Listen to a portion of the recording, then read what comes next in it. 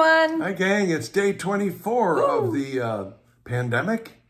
Well, I believe we're calling this business as usual. With an asterisk. Right. Which means keep working, but do it safely. We hope you're having as much fun as we are reinventing the real estate business and doing everything, literally everything virtually, so everyone stays safe. So keep working. That's the main theme here. And as long as you're working and as long as your sock drawer is organized, why don't you also sharpen your selling skills? Perfect So time. that's today's topic. Yesterday, we showed you the Buyer POCA with the setup with the fear of loss. Today is the Buyer POCA decision process, the 5-step process. So Right. Here's the scene. We are sitting with Mr. and Mrs. Buyer on a Zoom meeting or Skype or FaceTime or something where they can see and hear us, we can see and hear them. This is our first meeting. We've set it up, and now we go into the 5-step process that we use when we work with a new client. And step 1, as we all know, is our agency relationship. So, Mr. and Mrs. Buyer, here's what I would say to them. All right. Mr. and Mrs. Buyer, step 1 in this process is we discuss our relationship. You notice it says agency here. In our state, there are 2 ways you can work with a real estate agent. One is the old-fashioned way, handshake, drive around together. And the other is the way your safety and your rights as a consumer are protected, and that's called agency. Now, if you're looking for an old-fashioned agent, other than my values, I'm probably not the right one for you, because I believe in old-fashioned type core values and world-class service. But if you want to know how your rights as a consumer and your safety are going to be protected, that's what we'll do in step 1. I'll go over what agency would mean to you. Fair enough? Wow, that was good, Michael. And did you notice he used their names and he used a visual? So you're actually showing people either a PowerPoint slide or an actual typed page. And what is step 2, Michael? Step 2 is needs and wants. Oh, I'll do this one. Okay. All right. So step 2 then, Mr. and Mrs. Buyer, would be for me to ask you a bunch of questions that'll help me understand what it is that you need in a property, what you want in a property, and probably most important, what you qualify for in a property. Yeah. And that's why I've partnered with a couple of mortgage brokers that I really trust.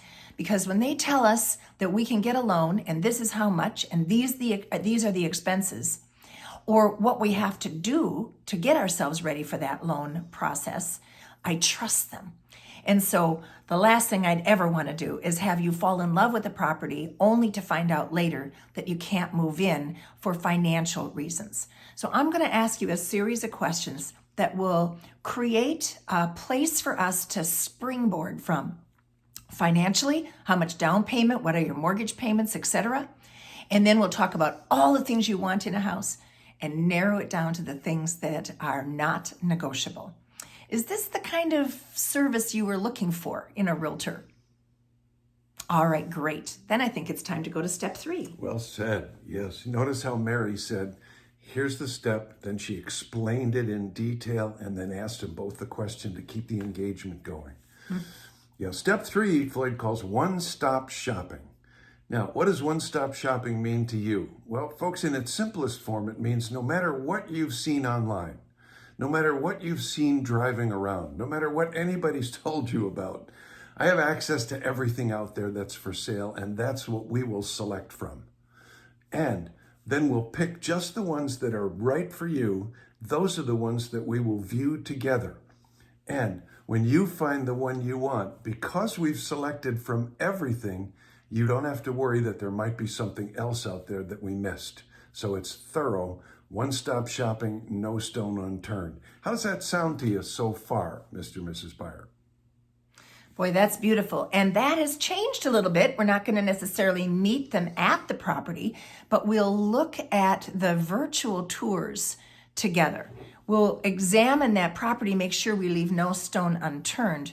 We can actually find a house on the internet now, but using the virtual tour function.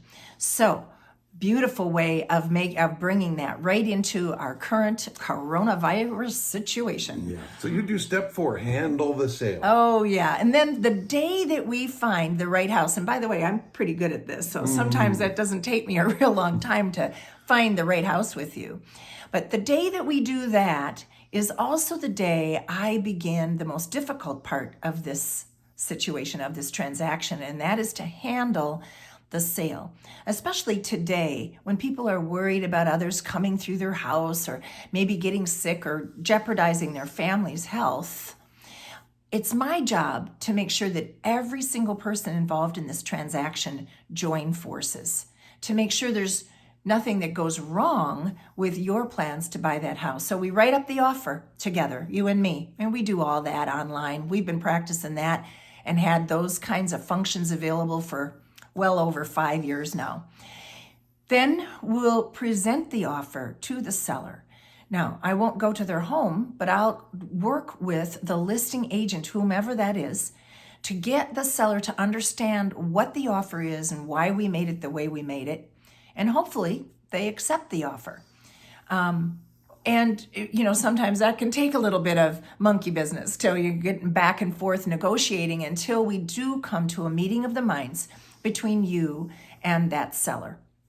And let's pretend that we do, and everything's going forward. Well, then there's all kinds of things that have to happen and all kinds of people who need to touch this file to make sure that you end up moving in to that house. And that's why you need to hire somebody choose somebody as your agent who's got systems in place to make sure that everything happens electronically and on time and there are no balls dropped.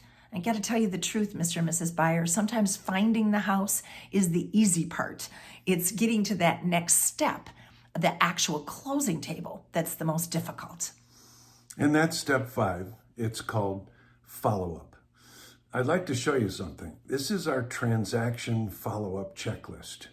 We have a whole staff that makes sure your transaction stays on track, that we not only solve problems, but we prevent them from happening in the first place. And as you just heard, nothing falls through the cracks.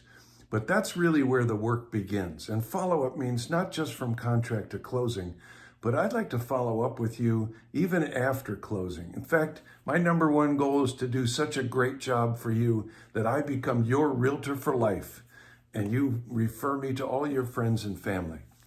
So if that sounds like the kind of person you want to work with, I suggest we go back to step 1 right now and let's look at agency. Are you game? All right. Provided we do our jobs right today, I think you're going to know today if I'm the right agent for you, and I think I'm going to know today if I feel that I can help you accomplish your goals. That's that mutual decision at the bottom of the page. And there you have some dialogue for the Buyer POCA. Now, grab your 590-10 partner, go practice this dialogue till you get really good at it. And I have one other thing I want to say. Ooh. You did a company Zoom meeting for one of your clients today, and he emailed you back and said, you crushed it. What a great positive message. If you're having all company meetings or office meetings on Zoom, call Mary. Get her to come in and do a positive message. Call Michael or call one of us on the Floyd Wickman team because we have a host of trainers. Someone will be able to help you out. Day 24, stay safe, keep working, and we'll see you tomorrow.